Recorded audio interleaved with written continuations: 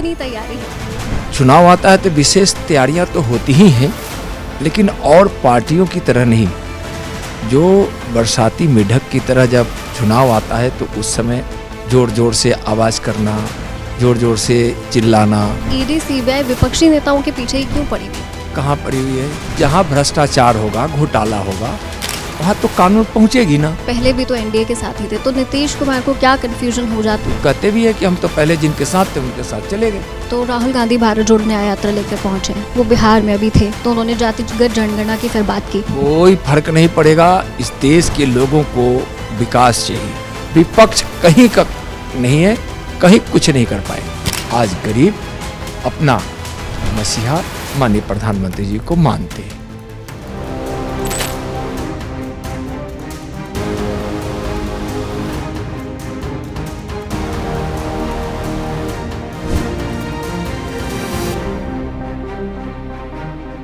हाय, आप देख रहे हैं एबीपी लाइव और एबीपी का खास शो 2024 की बारी कितनी तैयारी में आपका स्वागत है। आज हमारे साथ खास मेहमान मौजूद हैं, केंद्रीय मंत्री नित्यानंद राय जी हमारे साथ मौजूद हैं। सर, क्योंकि 2024 की बात कर रही हूँ तो सबसे पहला सवाल मेरा यही है, कितनी तैयारी है?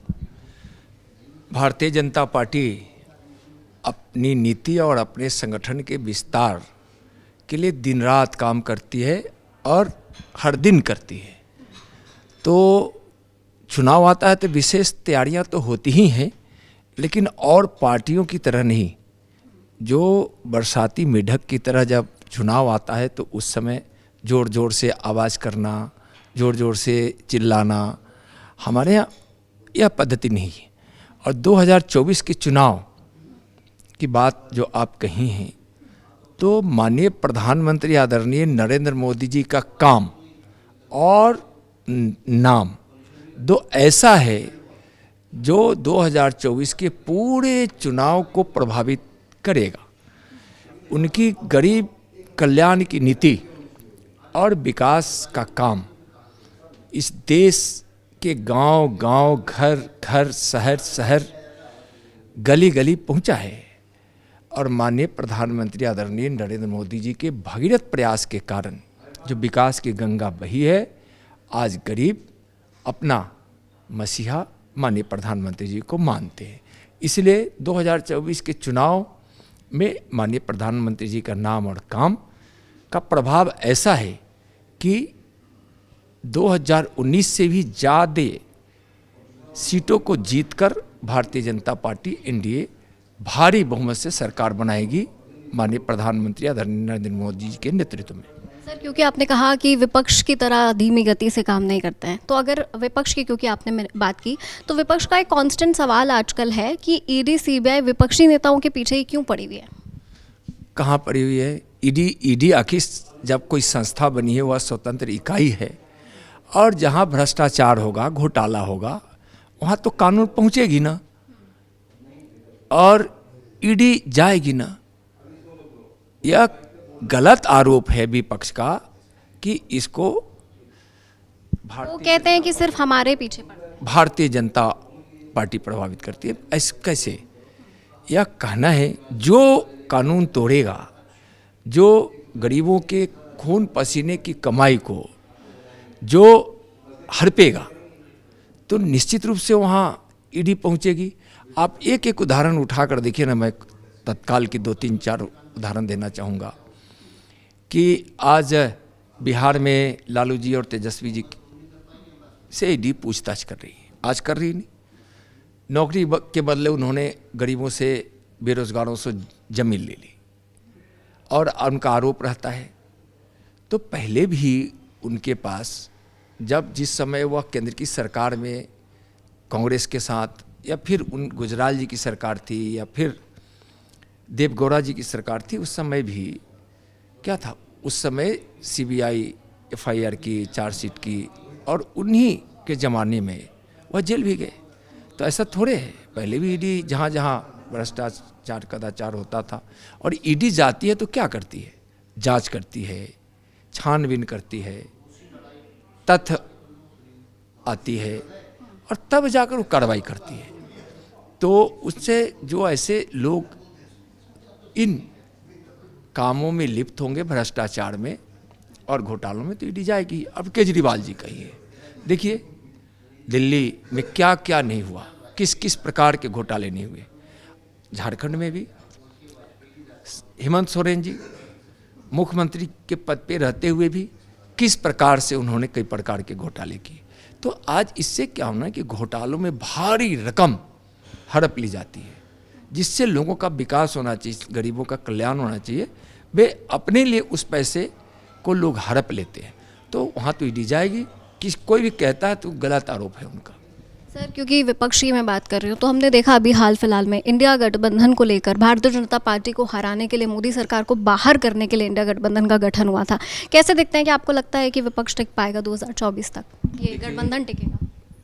कहीं सवाल ही नहीं टिकने का, इसलिए कि आज़ादी से अभी तक यह जो 10 वर्षों का मोदी काल है, यह मोदी काल में देश जिस प्रकार से तरक्की की है, देश से गरीबी काफ़ी घटी है, लोगों के जीवन में खुशियाँ पहुँची है, नौजवानों को रोज़गार मिल रहा है, देश में शांति है, सीमा सुरक्षित है, भारत आत्मनिर्भरता की ओर है, स्वाभिमानी भारत के रूप में भारत खड़ा हो रहा है और 2047 तक विकसित भारत बनाने का प्रधानमंत्री जी का जो संकल्प है, उस संकल्प से भारत में प्रति व्यक्ति आए, जब आज़ादी का हम 100वां वर्षगांठ मना रहेंगे तो प्रति व्यक्ति आए दुनिया में सबसे ज़्यादा भारत का होगा।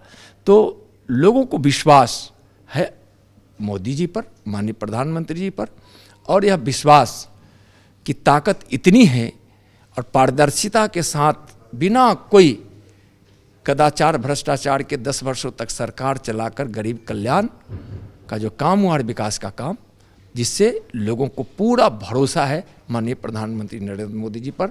विपक्ष कहीं का नहीं है, कहीं कुछ नहीं कर पाएगा।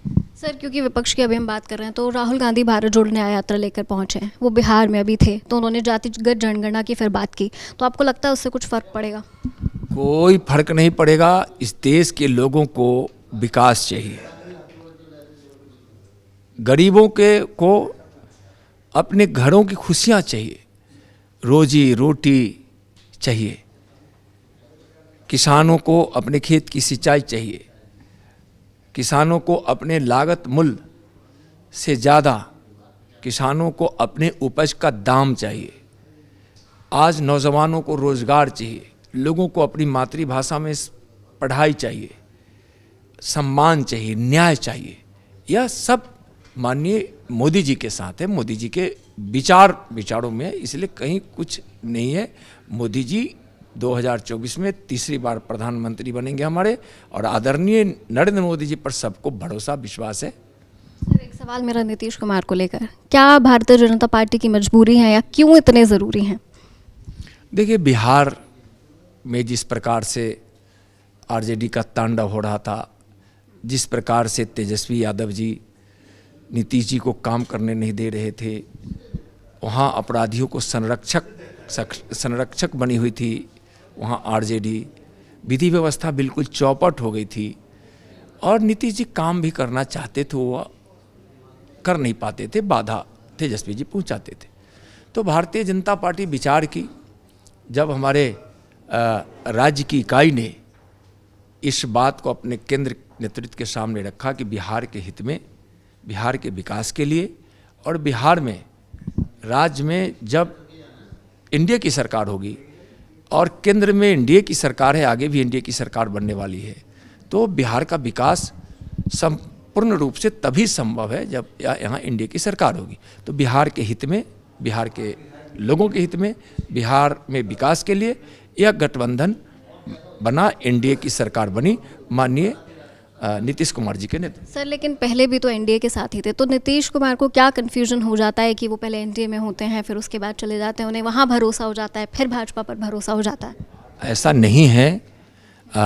इतना ज़रूर है कि जब जब एनडीए की सरकार वहाँ रही है और भारतीय जनता पार्टी उस सरकार में सम्मिलित रही है, उस समय बिहार का विकास तीव्र गति से होता था।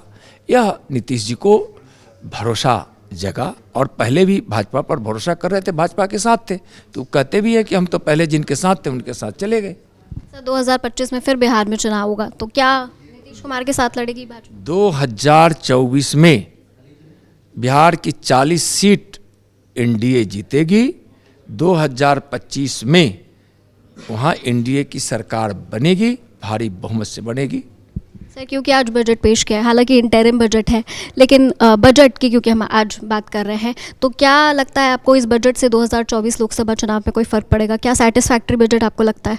देखिए, यह बजट विकास केंद्रित है, रोजगार केंद्रित है, गरीब केंद्रित है, युवा केंद्रित है, महिला केंद्रित है, किसान केंद्रित है और यह इस देश को आर्थिक रूप से मजबूत करने वाला यह अंतरिम बजट है। निश्चित रूप से देश के संरचनात्मक ढांचों को मजबूत करने का जो यह अंतरिम बजट में दर्शाया गया है, जो संकल्प लिया गया है, यह देश को भी मजबूत करेगा और रोजगार को भी बढ़ावा देगा। तो इसको देखेंगे तो यह एक ऐतिहासिक बजट है।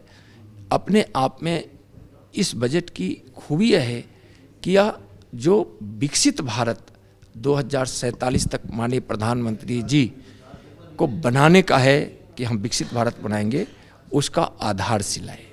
सर जैसा आपने कहा कि हिस्टोरिक बजट है और विकसित भारत का लक्ष्य है, निर्मला सीतारमण जी ने भी यही कहा सदन में, पर लेकिन अभी हमने विपक्षी नेताओं से भी बातचीत की तो उन्होंने इस बजट को शून्य दिया है, 0 नंबर दिया। उनका कहना है कि आपने जो अर्थव्यवस्था है वो नहीं कहीं पे भी ग्रो कर रही है, फिस्कल डिफिसिट है वो ज़्यादा बढ़ते जा रहा है, तो उनके हिसाब से शून्य है और देश कहीं ना कहीं जो है ग्रोथ के नहीं बल्कि नीचे जाता जा रहा है, ऐसा उनका मानना है। देखिए, विपक्ष की सोच ही बिल्कुल शून्य है, उल्टी है। और विपक्ष, शरमाई हुई विपक्ष, जिसको किसी न किसी रूप में 60 वर्षों से भी ज़्यादा केंद्र की सरकार बनाने का अवसर मिला या केंद्र की सरकार में रहे, उन्होंने तो ऐसा कुछ नहीं किया।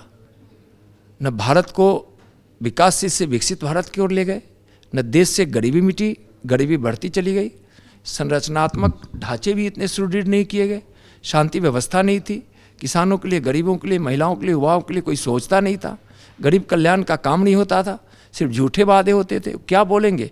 इसलिए शरमाई हुई विपक्ष अपने इस विचार को व्यक्त कर रही है कि यह बजट में कोई दम नहीं है, लेकिन इस बजट में इतना दम है और माननीय प्रधानमंत्री जी का इतना बड़ा विजन है जिससे देश में तो गरीबी कम ही है और भी गरीबी मिटेगी और हर क्षेत्र में भारत विकसित भारत बनेगा। सर क्योंकि हम 2024 की तैयारी की बात कर रहे हैं, तो अपने वोटर्स से आप क्या कहना चाहेंगे इस चुनाव को लेकर?